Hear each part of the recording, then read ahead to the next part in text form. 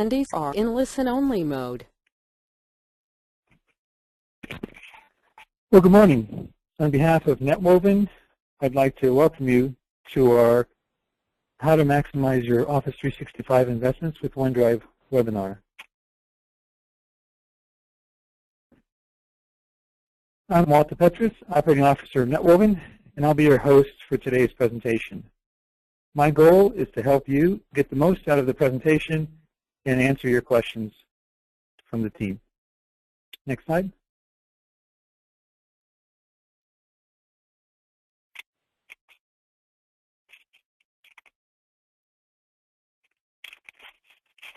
Today we have some great speakers and a lot of content to cover in 50 minutes. We'll do our best to answer your questions throughout the presentation, or we'll post our answers in our blog. If you have any questions throughout the presentation, please look at the GoToWebinar control panel in the upper right corner. You can just go back, Josh. Look at the GoToWebinar upper right corner. You'll see a place to ask questions or to click the hand to raise an issue. Okay, next slide. Just a quick note about Netwoven. We're a full-service technology consulting firm serving Fortune 1000 companies. We were founded in 2001. We've been lucky to recruit some great consultants from many industries and technology firms. We feel fortunate to work with many of these firms highlighted on this slide and on the call today. Thank you for your continued business. A quick highlight of our services. Next slide. Quick highlight of our services. Netwoven has been leading new Office 365 deployments, SharePoint migrations, and OneDrive solutions, as we'll discuss today. We've been very involved in the growing field of big data virtualization and integrated digital marketing. Some pretty cool tools are making these solutions possible to broader audiences.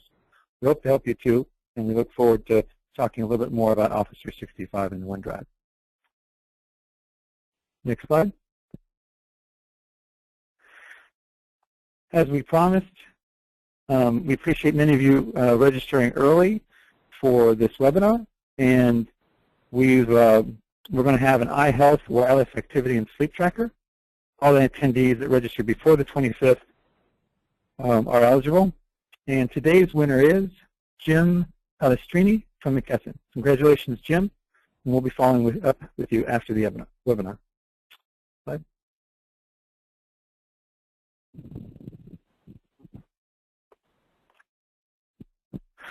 So we're fortunate to have one of our key engagement directors from Netwoven. He leads the practice, the enterprise content management practice. He's got several different certifications, worked with many of our key customers. He's been leading our development in several different areas, and today he's going to be sharing his experiences with OneDrive. He works closely with a lot of our third-party partners, Nintex, K2, Metalogic, so we're very fortunate to have Rajesh Agadi to present today. A little bit about today's agenda. Overall, we're going to cover a little bit about what we're seeing in the market trends. We'll talk about some of the adoption and also the data storage transformation. Most importantly, we're going to spend time on what OneDrive is. There's many customers that are using Office 365, but many times they're not taking advantage of OneDrive. So we'll explain a little bit about what is OneDrive, Microsoft's renamed solution, but we're going to talk about the introduction, the evolution, and also have some real-world use cases. Then we'll try to highlight some of the benefits, and finally we'll talk a little bit about how to migrate or deploy OneDrive in your environment. One of the key things that we find that people ask us is about the competition. What are some of the advantages? There's some great products out there, and so with our panel we'll talk a little bit about those different offerings. Finally, we'll wrap up, and then we'll have expert panel Q&A.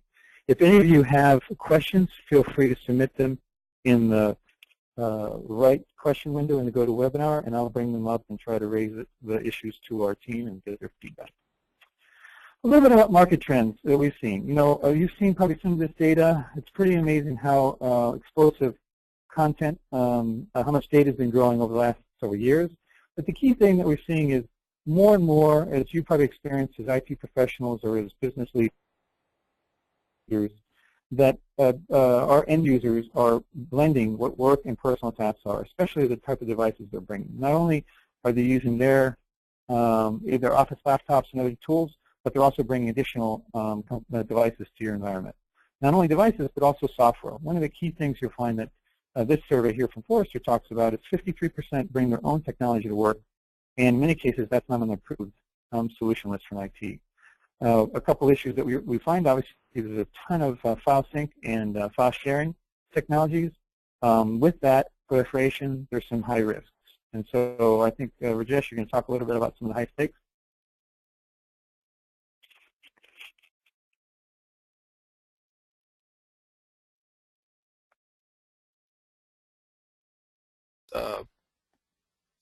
Okay. Thank you, Walt, and welcome everyone. You can hear me well, Walt? Yep. Okay. So with these silo solutions that we have in the market, people are storing their content. There's a high risk when an employee leaves the company, the data goes with their accounts.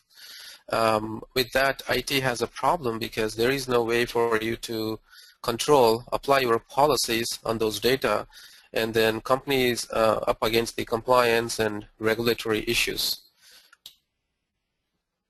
Microsoft has been observing in the past years that what used to be in megabytes and terabytes is getting into a petabyte reach.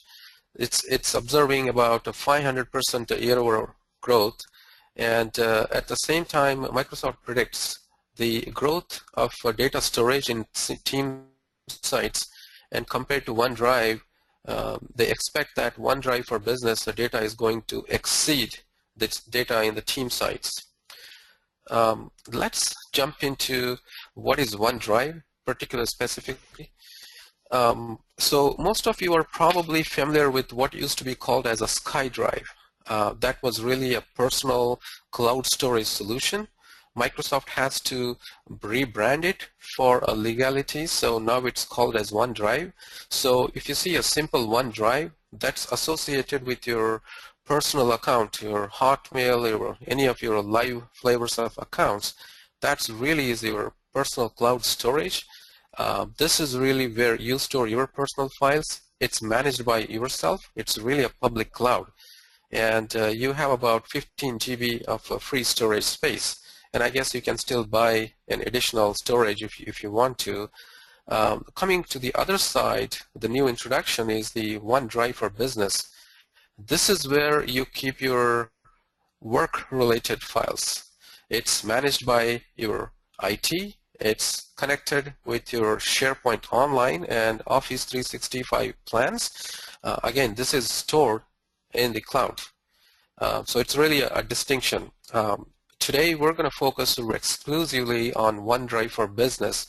So this is to do with your work. Since August 2013 that Microsoft introduced and rebranded as a OneDrive, we want to look at how many different enhancements Microsoft made, the goal of introducing the OneDrive to OneDrive Business. So you can see there is a significant increase in the storage from 25 GBs to 1 terabyte storage. The file size is increased to 2 GB, and several other features and compatibilities has been built since then. Let's look at what is this OneDrive we're talking about. So if you have a Office 365 account today, when you log into your Office 365 online, you will see a small link on the top for OneDrive. When you click that link, it will download and install a small widget called as the Sync client. So that's what I highlighted there, a little cloudy icon there. What that does is that basically implements this file offline synchronization capabilities. So along with that, it actually brings your OneDrive folder from your SharePoint to your File Explorer right into your Windows system. So when I clicked and downloaded my file, it's installed on my favorites link there, and you can see I have all my folders downloaded right into my Windows Explorer. When you click on your OneDrive, you can always be ensured, and you can see the status if my files have been uploaded, so you can see the status there. You can also right-click and reach the menus for Office 3, your OneDrive, and you can look at the sync status. You can pause. You can manage the storage. You can open your OneDrive for Business folder location, which is on the right side. Now, let's look at the one of the other advantages when you open your any Office products such as PowerPoint, Excel, your Word. They all will actually also show you OneDrive location, and you can further see that it has the two subfolders for documents that exclusively for you and documents you want to share with everybody else. So it's very seamless integration with your Office products. And let's look at the how does this OneDrive actually work. So when you configure and install your OneDrive sync client, it actually auto syncs every 10 minutes, and you have your Word and Excel and PowerPoint files that actually support a differential synchronization. That means it doesn't, for the first time, it will download the entire file, but subsequent operations, as you make changes to your files, your sync client will relay only the difference of the changes you made. So it's very efficient in the management of your data. It's very well integrated with your Outlook web access.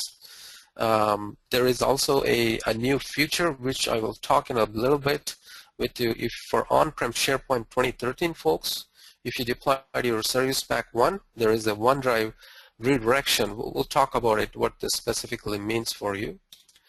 Let's look at the what really OneDrive offer is for now. Since the April 1st, 2014, OneDrive has been announced for business. It's started with the 25 GB of storage space for you, and there is a price for user per month pricing, and based on your plans, you will have probably respective prices for yourself. Again, we talked about this Service Pack 1 enhancements, which gives you an admin panel for your SharePoint on-premises. We'll see in the next slide. It also gives you ability to onboard OneDrive for Business as well as AMR. And then it helps you redirect from on-prem to online OneDrive for Business. So if you have SharePoint on-prem 2013, like it's highlighted, you will see a new link for Office 365. This is the configuration part I was talking about.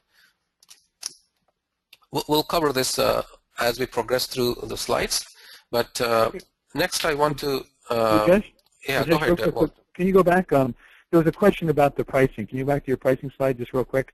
Okay. So you highlighted this as a standalone offer. Some of you know that obviously Office 365 can come as does come as part of your enterprise or even medium-sized business or small-sized business plans. So the question was just about, it's not only a standalone offer, but it's also bundled as part of those existing Office 365 plans. Yes. I think, Walt, we also have a deck that covers the entire pricing for the enterprise customers at the end. So, and I will transition to you, Walt, for introducing. So, yeah, thanks. So, you know, we've gone through this transition a couple of years ago, and so we thought we'd bring on Rajesh Agadi, a guest speaker. He's president and CEO of our company, and kind of share a little bit about what his experiences were as an end user, as an experienced user in making this transition. Raj, you want to share kind of your experience? Great. Thanks, Walt. Can you hear me? Yes.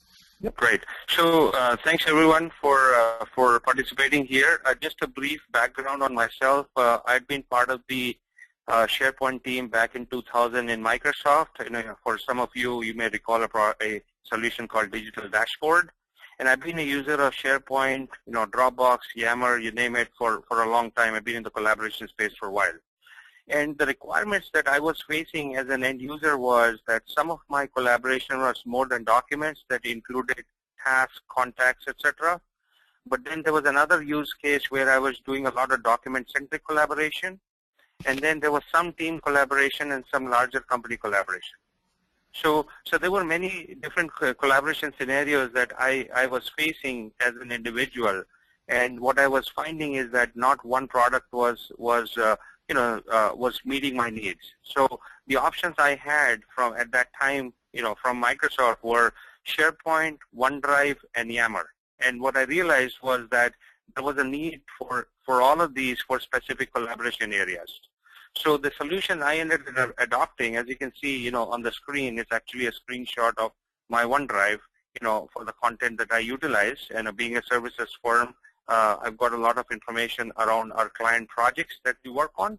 So the solution that I ended up deploying was actually to use a little bit of all three, but OneDrive primarily for document-centric collaboration with small companies or all companies when I have to share something.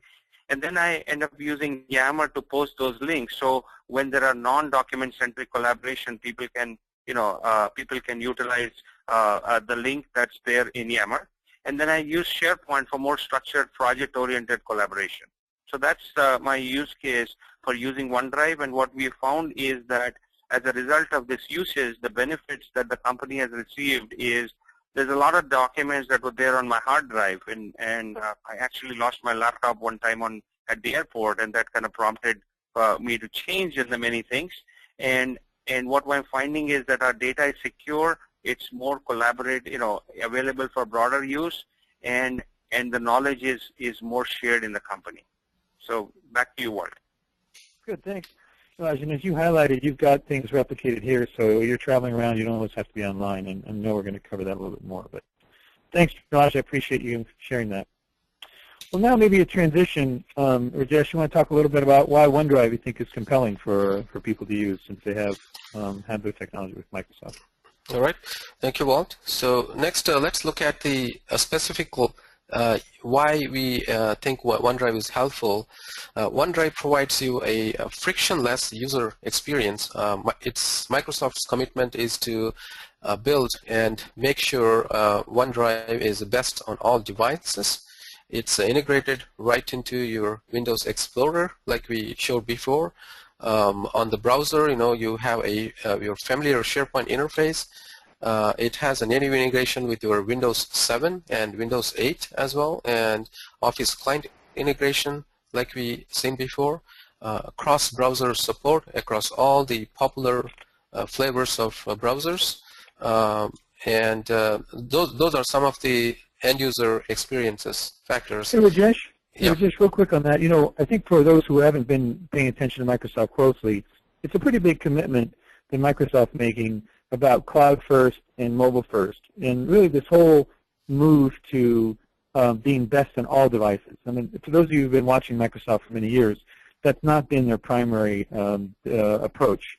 And so I think there's even a question about Mac support, so we're going to cover that, Eric, in a little bit. But I just wanted to highlight for you, I know you've seen some transition in Microsoft. Can you just comment as an outsider on how Microsoft is really making good on this commitment of best on all devices? Rajesh? Oh, okay. Well, so I think we are significantly looking at the support for SharePoint and OneDrive for Mac devices as well Android devices. I'm going to cover those in the in the upcoming slides. Please hold on to those questions. Sounds good. Okay. Then look at from an enterprise perspective. It's enterprise ready. What I mean by that is it's really supports the compliance. It has a built-in security and management of all that complexity around these areas. And OneDrive supports the governance tools. There is a support for e-discovery platform tools. There is a support for information rights management. I will cover this a little bit detail for people with the questions on this. You can do a file access audit. So the really benefit is being able to deploy OneDrive for business and connect with your SharePoint. You are going to get all that gamut of features that SharePoint Online provides. And then you get the item level security as you are on the SharePoint platform. And you can do the same thing, check-in, check-out, Office web applications for editing your documents. From a compliance perspective, it supports all the listed, world-class industry standards. It's also verified by third-party auditors, so you are ensured that it's all covered and managed and audited adequately. Let's look at the benefits for end users. Apart from being able to support, Office integration, you get to co-author files. You can apply the document approval workflows. You can integrate and make use of the social features such as like and follow documents. You can rate those documents. Plus, it supports all the accessibility modes that are built right into your Office 365. Of course, just being in SharePoint, again, you get the full text search. So it's a lot easier just being on a hard drive versus being connected to your Office 365 and get all the benefits of all these enterprise features. You can access it from anywhere. Again, we talked about best in class on any device. It's very simple to share with both internal people and external users. We'll talk about internal users and external users and the licensing implications, how that differs in a bit. Of course, you get to apply the fine-grained permissions for users. You can print to PDF. This is all native features from your SharePoint.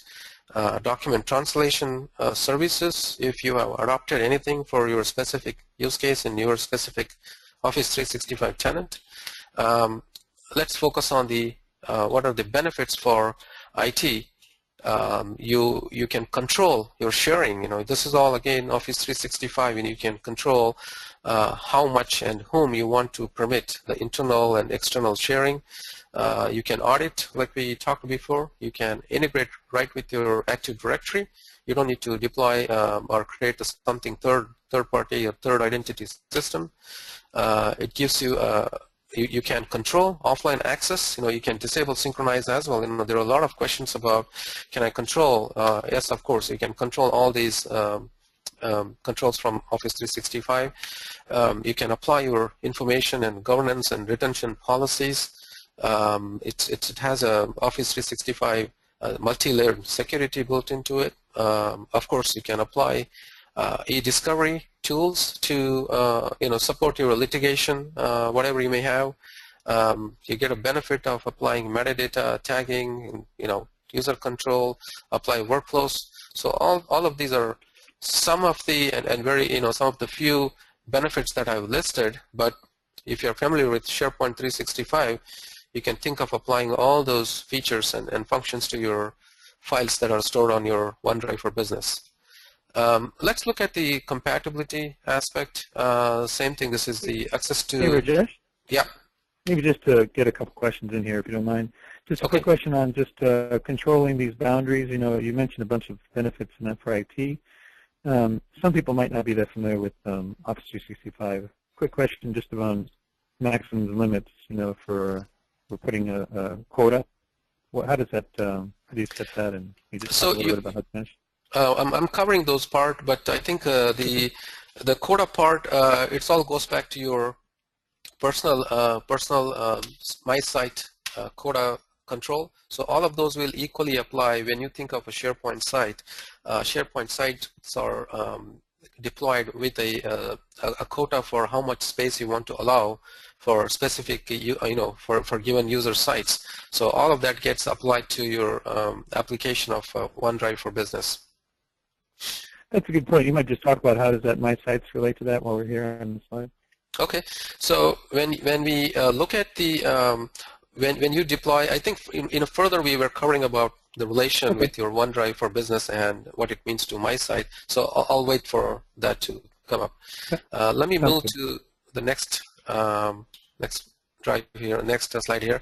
So platform compatibility. So we talked about OneDrive on any device. That's the Microsoft commitment. So I'm going to be talking about a roadmap and solutions that Microsoft is going to deploy very soon. So you're going to see a significant support for all the popular devices and platforms. On Windows, you have a full desktop synchronization. If you use a Windows Phone, you have a Office Hub that's integrated right into your OneDrive. And Mac users, you can drag and drop your documents into SPD web interface in your Safari that gets into OneDrive for Business. There are also third-party solutions that work well with OneDrive for Business for more enhanced user experience, such as Caligo, SharePlus, and Harmon. So these tools apply on a desktop as well as mobile platforms. And future enhancements is Microsoft is going to be deploying a Mac OS Sync client very soon. I don't have dates on those, but it's expected. Let's look at the business offering very briefly. I have a very broad chart at the end, but the biggest benefit is you are going to get a 99.9% uptime. This is the very standard Office 365 SLA. Every user is going to get a 1 terabyte of storage space, up to 1 terabyte of storage space, so you are not limited. All Office 365 Pro Plus customers are eligible for deploying OneDrive for Business. There is a Office 365 fast track deployment program that you can apply and make use of it to help you migrate from your existing platform into OneDrive for Business. This is the when you, I'm going to go back here. So when you share a file with external users don't need a license. So if you share a file with your internal users, they do need a license. So that's something you can take advantage of and not worry about trying to cover for everybody you share the file with. Next thing I want to just jump really quickly into how to deploy OneDrive and look at the migration scenarios and use cases.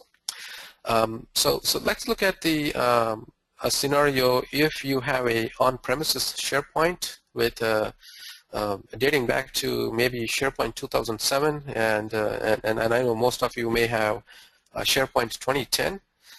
If you look at the upgrade cost and complexity, it's pretty high. So you can look at upgrading your, looking at your, for EA customers, you're licensed for consuming, what's called as the SharePoint deployment planning. It's a Microsoft service.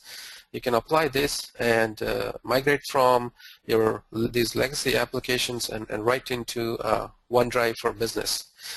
And if you're a on-premises SharePoint 2013, you can start with your Office 365 just with a collaboration workload, team sites and so forth.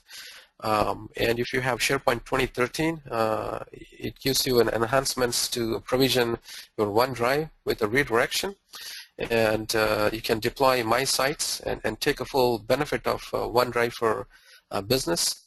And if you're using other storage platforms such as Google Drive, Box.com, and any of those flavors or Dropbox, Microsoft has some tools to migrate. Obviously, we have used a MetaViz in some of our customer engagements to migrate in those scenarios to support the successful migration. In the next slides, we will look at what's critical about migration. Why do I need a tool? Why can't I simply do it myself? So let's explore those opportunities.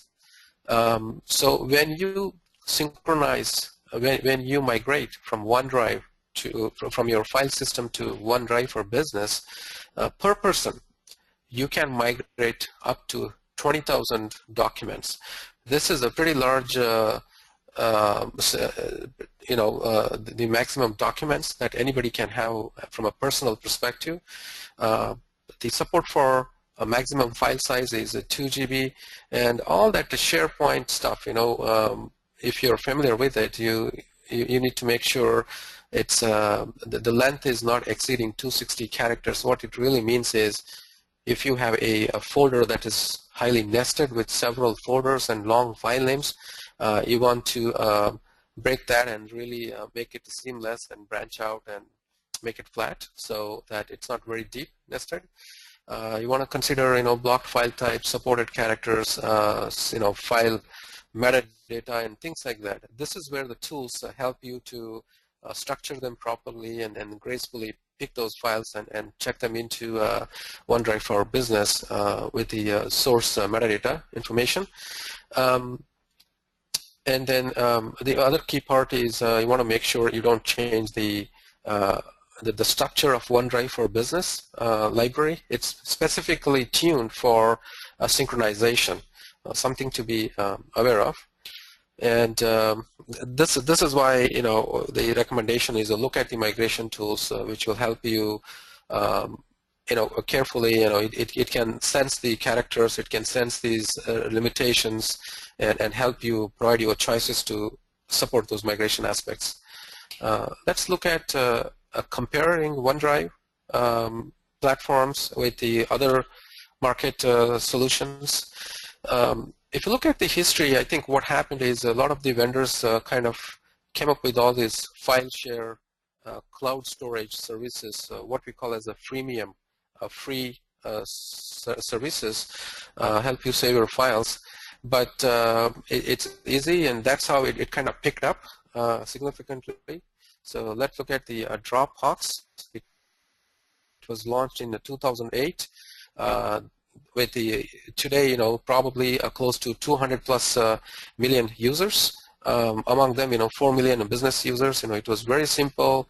You click, you download and install. It's one thing to be aware is it's not activated by IT. Individual employees, individual person, deployed this and just went with it. Again, this is the challenge is, now they're focusing on CIOs and, IT control capabilities. And then we have another competitor, Box.com. This was launched in 2005. They have close to 15 million users, and it's enterprise ready. A lot of enterprise features and has a lot of APIs to support app and platform integration and partner tools integration. I have used a Box in the past. Some of the challenges are the structure, the folder structure is just one unified structure. Everybody has to get access to it. We couldn't give assignments, permissions to some nested level folder. It has to be all or nothing. So there's some structural problems with that Box.com. Look at the Google Drive. This was launched in 2012. Very instant growth. It's pulled by and through the Google Apps. There are about 5 million business users so far. It's good for lightweight office needs. There's a structural issues. It's just a folder level. It doesn't go beyond that. Now, if you look at the OneDrive for business, compared to Dropbox and Box.com price offerings, the OneDrive for business offering is much attractive, and and if you look at the Dropbox and Box, they are really consumer-grade products, not really built for enterprises. The value of Office integration with Microsoft collaboration is that's where you want to focus on, and it's enterprise ready, integrated right into your Office 365. So let's look into a little more detailed specific parameters. This is again, if you look at the OneDrive, the Dropbox, your Google Drive, and Box, there is the file storage comparison. If you look at the collaboration perspective, 2 GB is a very high ceiling for any collaborative documents, your PowerPoint or your Word document or Excel files for that matter. And the OneDrive offers a free storage. This is the personal flavor version, which is towards the 15 GB at the maximum from OneDrive, and Google is also matching that to 15 GB. There are some free earning capability. Can I introduce a friend and get a free additional 2 GB storage and things like that. And if you look at the plan offering, there is a 2 GB for 100 GB per month offering. This is all the personal solutions. They are supported on all these platforms, Windows, Mac, Android, and iOS platforms. Let's look at the OneDrive aspect, the business offering. This is a pretty large chart. I'm not going to go into the detail, but you have it there, details, for those customers who are considering all of this. Once we post this webinar, this will be available publicly, so on the slide share, and you should be able to look at these details or reach out to one of our salesperson to get you details. Some of the things I want to cover is the comparison on the platform compatibility. There is a cross-browser support for IE, Chrome, Firefox, and Safari.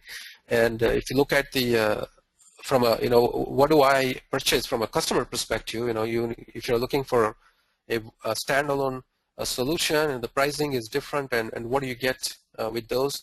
And for mid-sized businesses with the Office 365 services today, there's a pricing and different features that you can gain. And for all those enterprise customers, those are e-plans. You can see the prices, the features there, and all these additional features. So if you look at the e-discovery and preserving and all of those, that really is where E3 plays down for enterprise customers to support the litigation. I'll just stop here, and Walt, any questions from customers on these offering plans at this time? Quite a few, but I think we're going to put some in the Q&A. A couple of times it's come up, and I guess you guys haven't seen I'm replying to the questions, but we will have the slides available, and we will have also the webinar presentation on our website. So for those of you asking, we'll definitely make sure that's available for you. Rajesh, one question that did come up, maybe you want to talk about, just about concurrent use. There's a couple of times where we probably didn't highlight it here specifically, but Office Web Apps, Office 365, as well as the on-premise piece, but maybe talk more about Office Web Apps and the ability to concurrently use OneDrive and editing documents. It's not just a OneDrive question. Yeah. Absolutely. I think we did cover in the benefits to end users. So unlike anything that you do in SharePoint, today if you have documents, you can take, for example, a team site. You have a team document. More than one person can edit a document with a combination of online Office Web Apps editing as your rich clients. Say, for example, your Word software.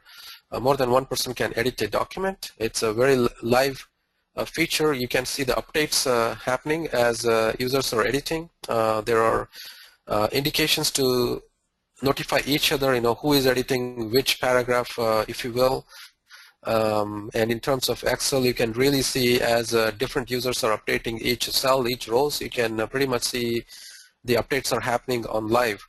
So in all, we call this a co-authoring experience. This is very seamless with SharePoint, with OneDrive, with your Office Web Apps editing functionality, with your OneDrive. It works across the board. And of course, yes, it works on Mac, Windows. So it means, I could be editing a document in my Windows desktop while your colleague is editing the same document on a Mac. There's a co-authoring works very seamlessly. Let me jump to the next one here. So like we mentioned before, the native client for Mac OS client is coming up very soon. There is a support for OneDrive. I apologize, there is a OneDrive, so it's a OneDrive.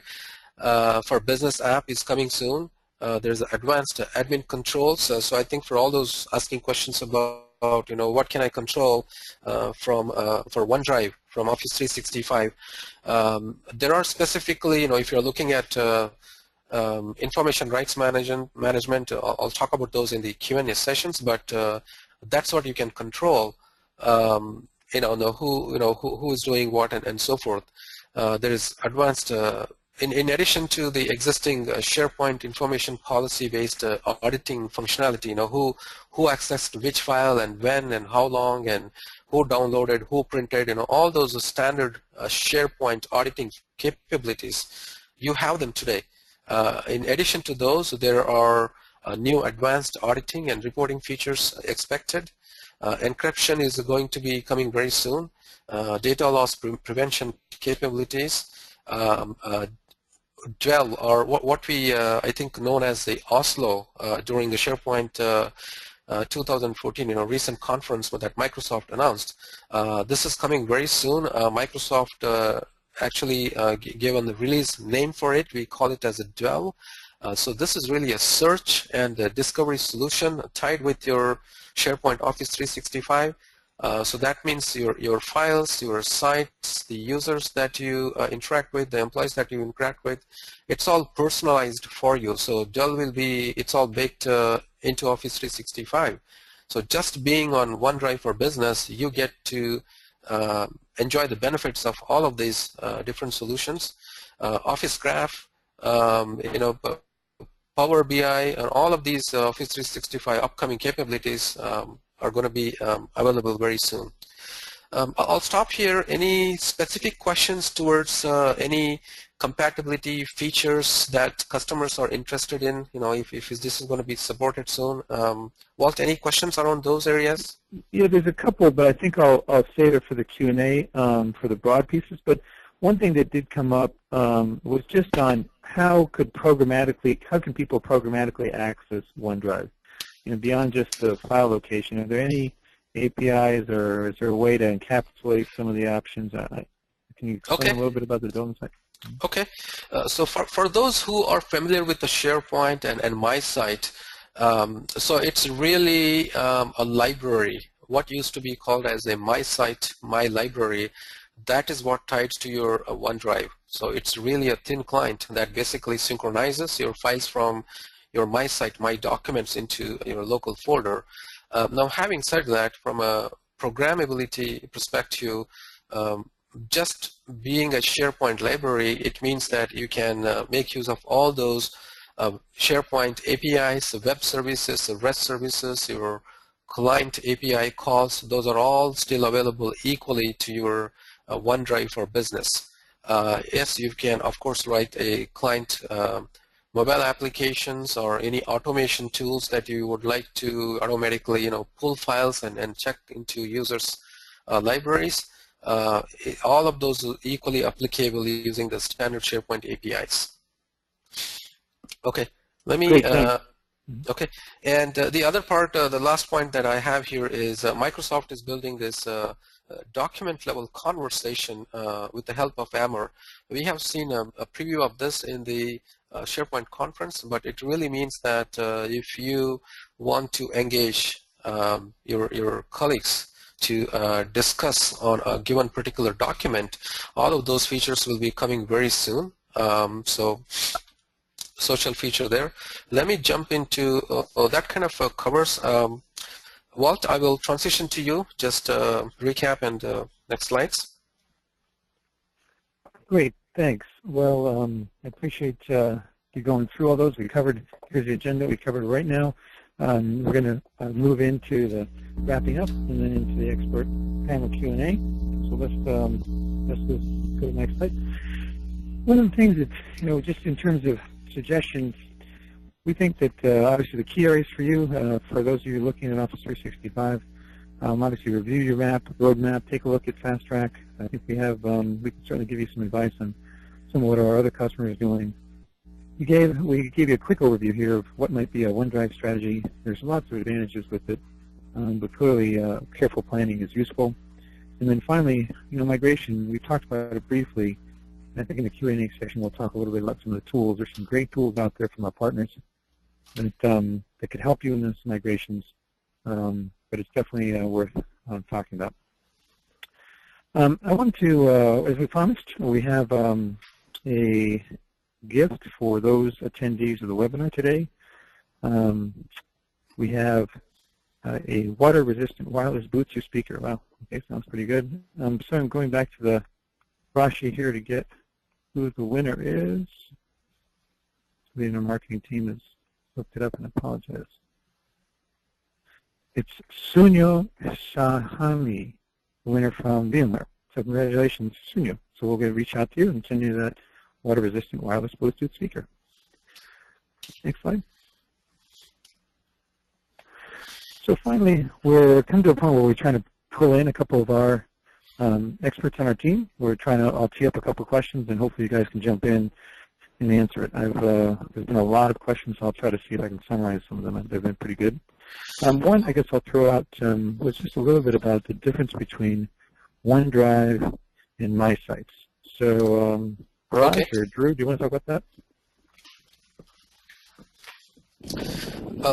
I'll go ahead and pick it up, Walt. Yeah. So I think the difference between your OneDrive for business and my site is really the OneDrive for business is really the brand name. It's really, like I explained, it's really connected to your my site, my documents. So if those who are familiar with my site, there's a my documents. Within my documents, you have a root folder, and then you have shared with everybody else. That's what is exactly connected with your OneDrive. So all the files that you that you are working for yourself, for your company, for the business purposes, that's what you upload into that location. And when you click on your my OneDrive location, it actually builds that folder for you within your Windows Explorer. Sounds good. Okay. One other thing that came up was just about, I guess, the comparison of Google Drive and OneDrive for multi-user or concurrent user updates. So does anybody want to talk about that? I know you talked about a little bit, but any real-world experience on that? I'd be happy to jump in on that one, Walt. Thanks, Drew.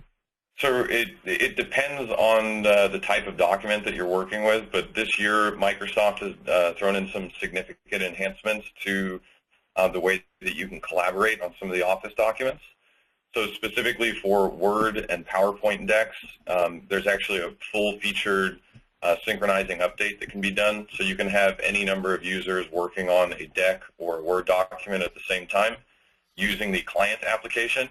And it actually works to synchronize all of the changes that the different users are making into Office 365 or your OneDrive, so that it basically uses the merge functionality that we're all comfortable and aware of that has been in the Office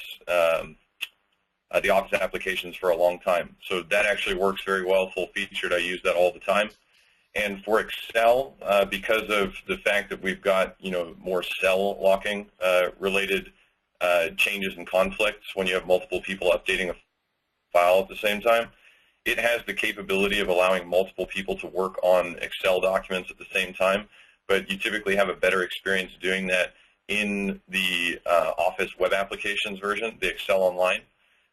Because you are working in the cloud, there are some features that are not there in the client application, but it does allow you to work with many users at the same time on the same document. Thanks, Drew. One of the questions also came up was, sorry, I'm just trying to read through here. Where'd it go? Oh, so size limitations and changes to the OneDrive for Business library. Rajesh, you mentioned in your slide not to change things in the OneDrive for Business library. Can you talk a little bit more about what that means?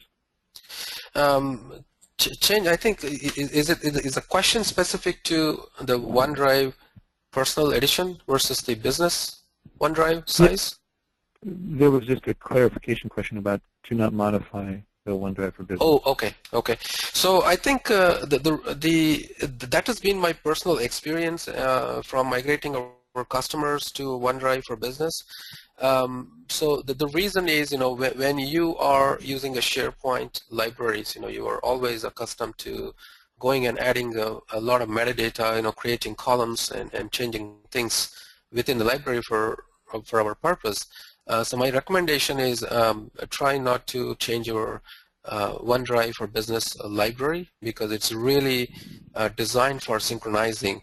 If you add and modify the library for OneDrive, you are really impacting the synchronization efficiency. So that's why I recommend avoid making changes.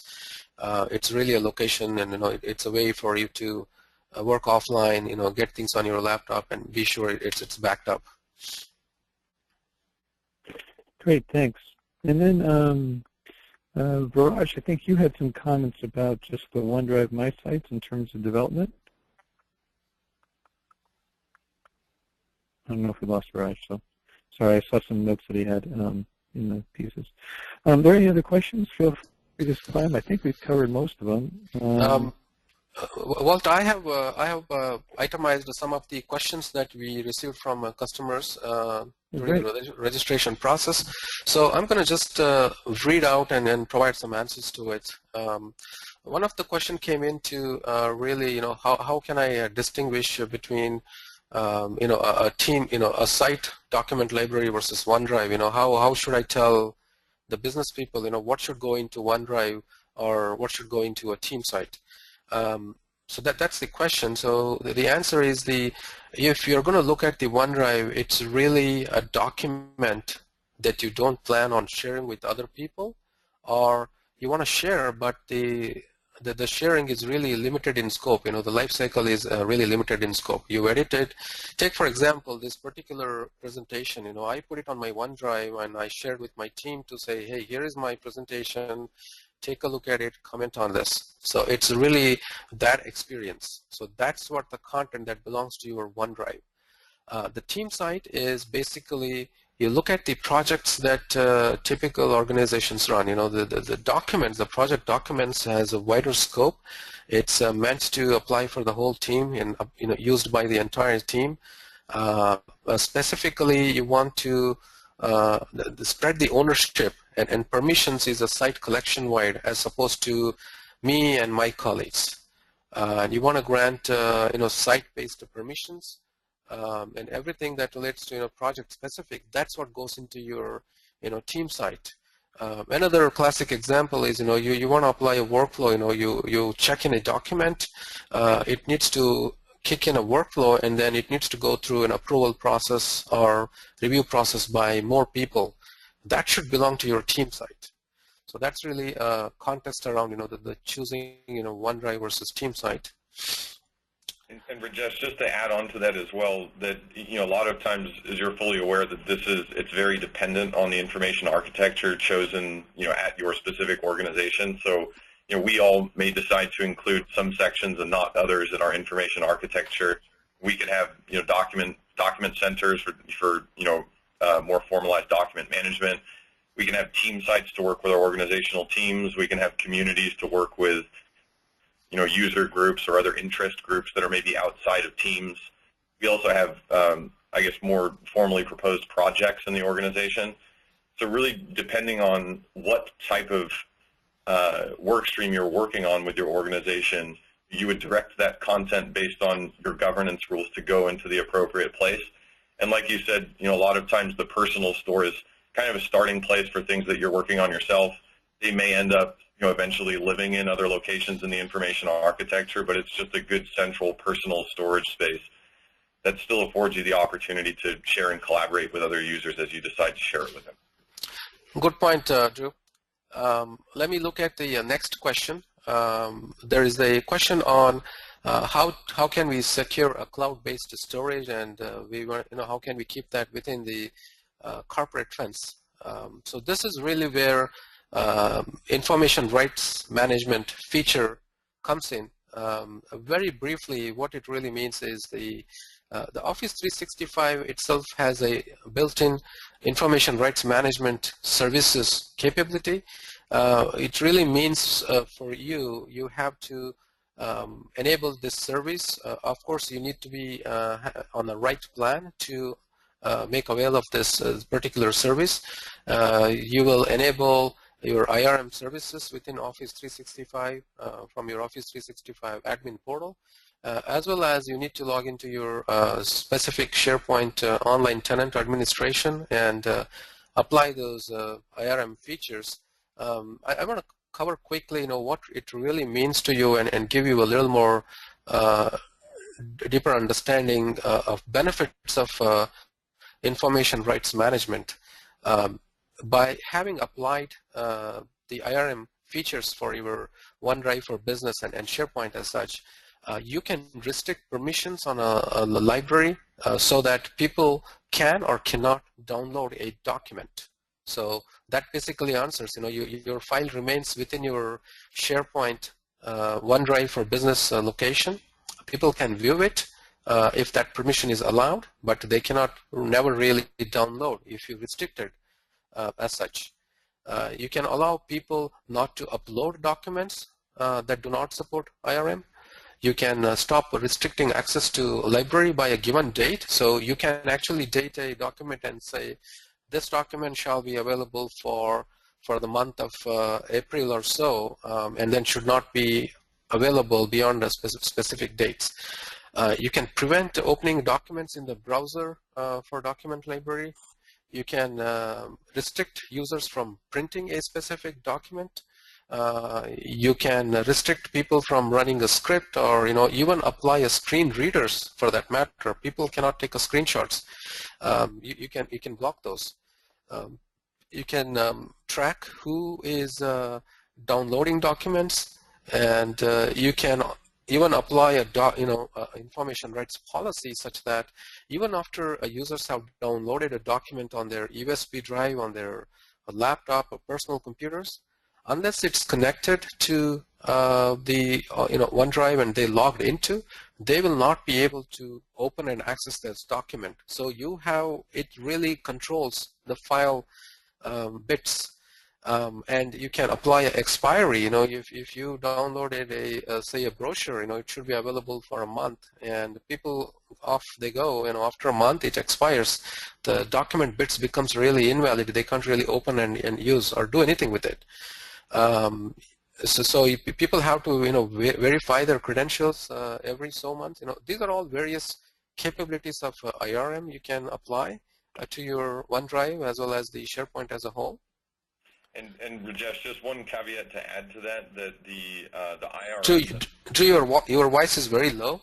Oh, sorry. Let me try something here. Can you hear me better now? Yes. Okay, so one thing to add to that is that the IRM, the services that are available through Office 365, they actually do require, the key and certificate service to you have to have RMS installed on-premise in order for that to work, but it does integrate, fairly full-featured with the whole Office 365 platform. Yes. Thank you, Drew. Rajesh, we just have one more question, if I can take it from the web or from the webinar. Maybe, Drew, you can talk a little bit about sync and what files to sync and how sync works. Okay, so like we'd said before, OneDrive is kind of an extension with some extra tooling and functionality wrapped around what we all traditionally knew as our personal sites in SharePoint 2007 and 2010. So rather than it being the kind of public view of me as a person at the company, it's actually my private storage area for my personal documents that I can decide to share. And what's happened with OneDrive, especially with this the upload manager, is that it allows you to go ahead and set configurations so that you can synchronize documents with your computer, your laptop, or any other device. And what this allows you to do is, instead of having to work with the documents directly off of your personal site, or this also extends to your team sites and project sites, that if you were to, say, be going offline, leaving somewhere for a while, or you were going to have spotty connection, you can actually have those documents synchronized to your machine. You can upload or so you can change those documents on your machine, and those changes will actually synchronize automatically through the upload manager to SharePoint. And there's not necessarily any restrictions beyond what SharePoint restricts as far as file types that work there. The manager just manages synchronizing all of them to the different libraries that you've told it that you want to synchronize with to your computer. Thanks, Does Drew. that answer the question? Hope so. And that's, I think, all the questions we have and the time we have today. Can't thank you enough, Rajesh, for a great job pulling this together, and the panelists for joining in. For all of you that have asked questions, again, we will have the slides and the recorded video available on our website. And thank you for all joining, and we look forward to talking to you soon. Thank you. Have a good day. Thank you all.